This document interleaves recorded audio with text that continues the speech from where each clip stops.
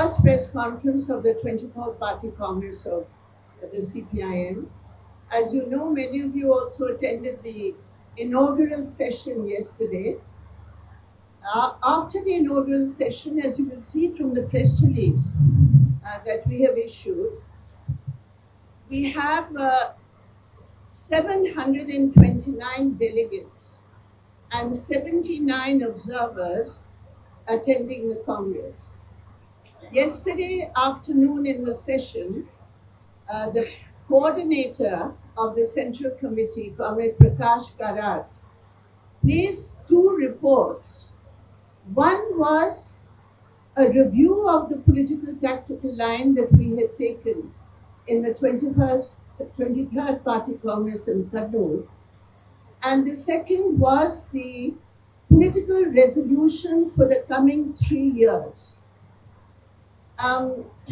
Unlike other parties, our party Congress is really an example of democratic functioning. So not only has the review been discussed at different levels of the party, the political resolution also has been widely circulated.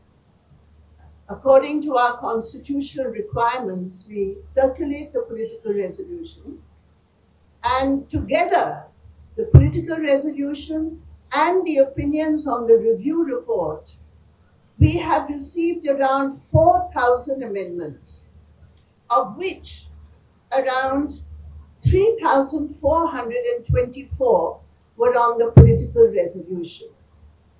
What we found from the amendments is that there is a basic unity in the party, both on the review and on the challenges facing the party and on the discussions for the way ahead.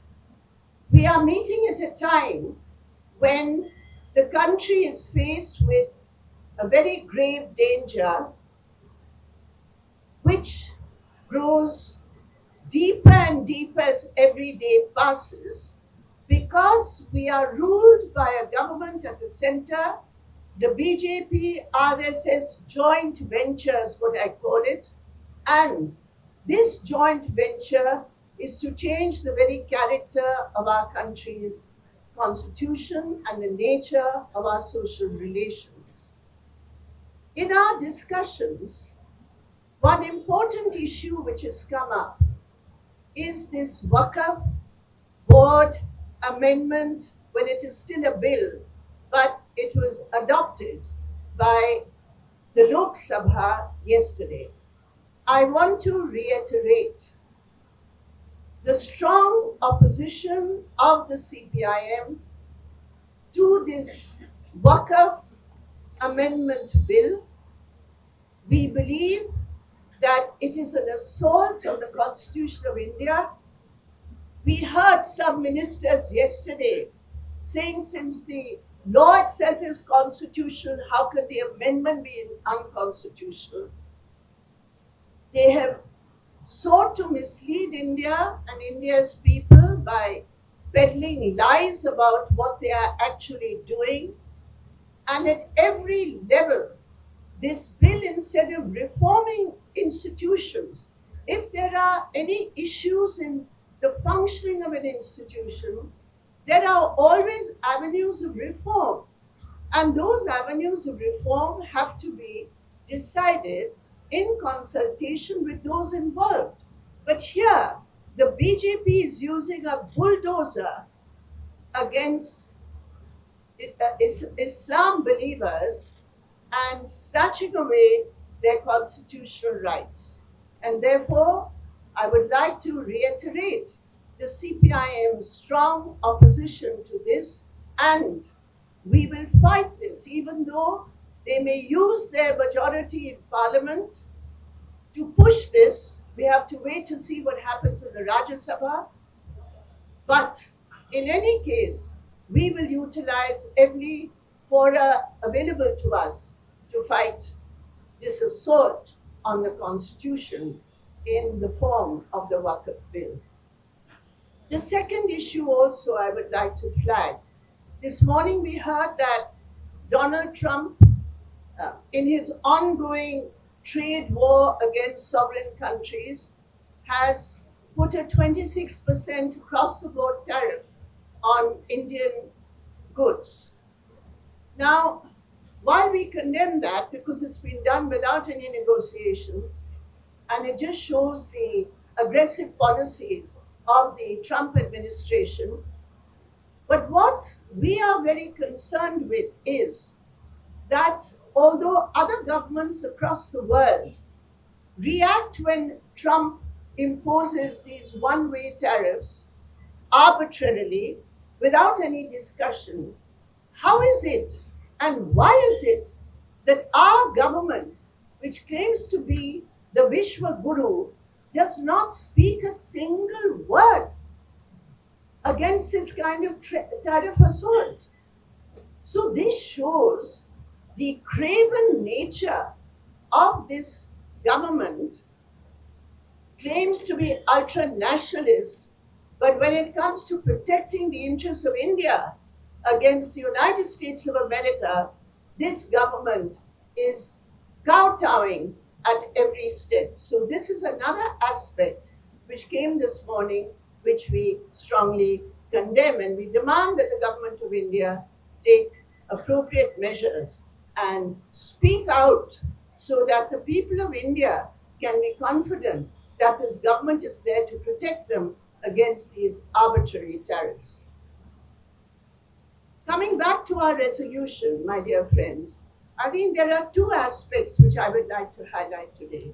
The first is the fight against Hindutva is not just a fight because of their communal character, but Hindutva represents a much wider ideological assault, which in fact does not only target minority communities, but targets any aspect of social reform in our traditions.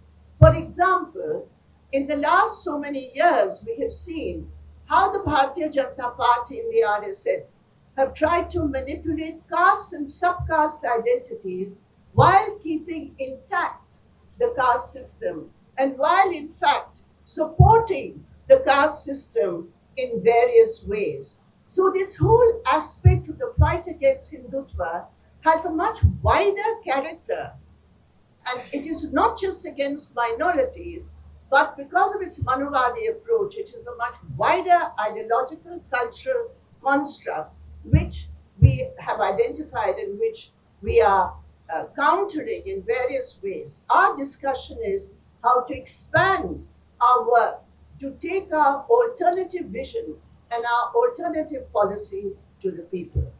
The second aspect of this is that in fighting Hindutva, the economic aspect of it, the nakedly pro corporate, pro big business character of this government in bulldozing the rights of the workers, the kisans, the rural poor, in support of their crony friends, this aspect of corporate Hindutva or Hindutva corporate regime, this is very critical in our understanding because unlike many other parties who have come out against Hindutva or against communalism, we find that the aspect of the economic nature of Hindutva, the class nature of Hindutva, the intrinsic exploitative nature of Hindutva, in that it is supporting big business almost nakedly and dismantling laws which are already there. This aspect, we believe, this link between the two is something that the communists and the left movement have been doing, and we are discussing how we can further this campaign linking both these aspects.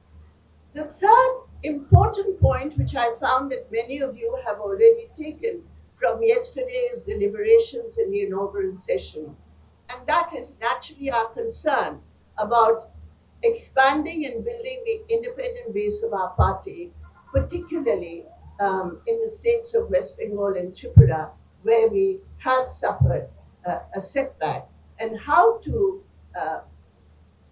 on the basis of the struggles which we are fighting in both these states, how we can take it forward to a political platform.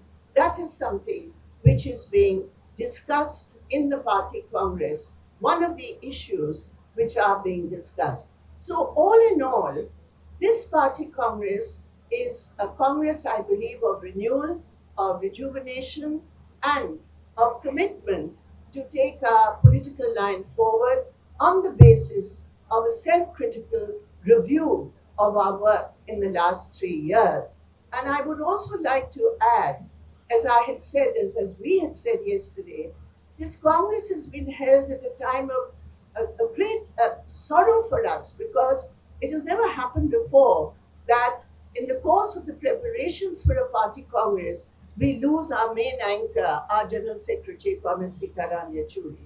And therefore, how we have been able to, we haven't been able to, I won't say that we've been able to, but collectively to overcome that very great gap which was there from August, in the middle of our preparations. I think this Congress is a salute also to Comrade Sitaram Yechuri, because so far it is being very, very successfully held. They are very good, healthy, important discussions going on. We have also adopted two resolutions. The first resolution adopted is a very important resolution. The central trade unions have given a strike call, an all India general strike call for the 20th of May, and the party congress has resolved to support the strike. It is against the four labor codes. The resolution, which I think will be distributed to you, also mentions the other aspects of anti-worker policies which this Modi government is following. And I myself was shocked to know that even this section 111 of the BNS, which is supposed to be against organized crime, we have got examples of how this section 111, which has been imported from the UAPA, how this section is being used against our trade union leaders. We have three examples, two from Uttar Pradesh and one from JNK, where this section has been utilized against trade union leaders and against collective bargaining rights granted to us by the Constitution of India. So I think this strike call is a very, very important call, and the CPIM supports it. The second resolution that was introduced by the trade union leader and president of RCITU, Dr. Heblata, and supported by Omio Patra, agricultural workers union leader from Bengal. And the second resolution, another very important resolution, is about the assault of Hindutva and the recent communal incidents which have occurred. And that resolution was moved by P. Rajiv, Industries Minister from Kerala, and it was seconded by Madhu Garg, leader from Uttar Pradesh. We have also, we have a tradition of going through the pre-Congress amendments and putting them for vote, because during the party Congress also we get lots of amendments to our resolution. So the pre-Congress amendment report was also placed, and we have accepted 133 of the amendments which were placed.